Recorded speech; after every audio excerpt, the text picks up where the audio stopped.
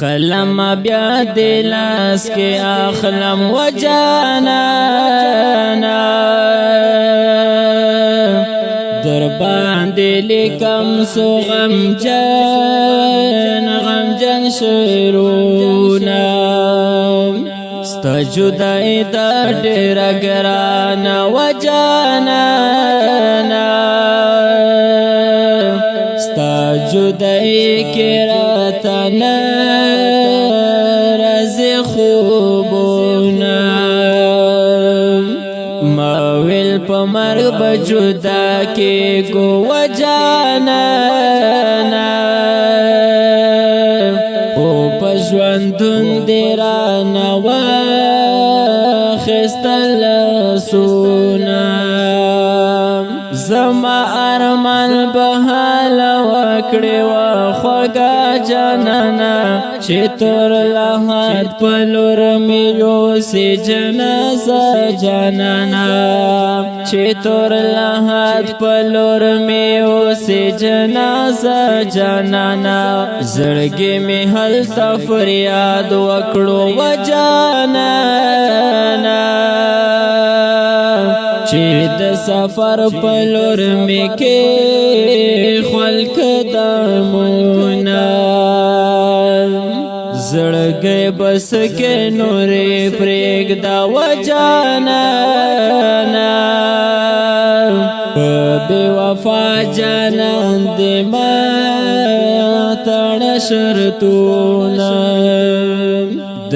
جدای د زور دی نه یم و جانانا ستا جدای کې مې زړه ډېر کوي دردونه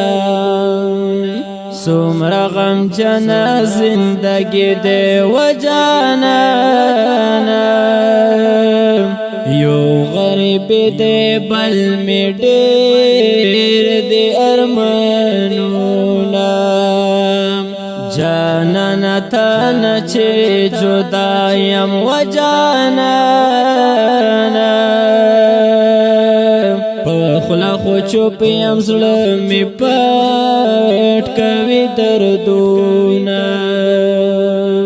زړه مې چې نری نری دردونه کړي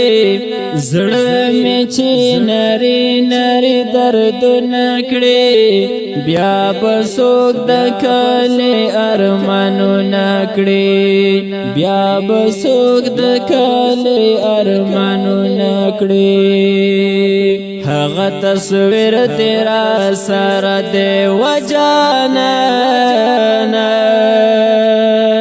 چې مازیګر کې مې یو ځای اخیستی وونه زما ارمان په حاله وکړې و جانانه چې د ناستې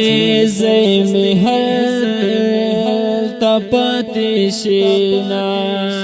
زیړ مازدیګر کې چې رایاد شي و جانانه نور وس مې نه وي اوښکې مړې تویومه سمی رحمان قلم بس کړه و جانانه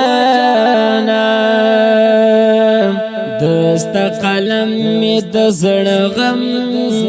سیوا کوینه ستا جدای په زړه زخمي کړم و جانانه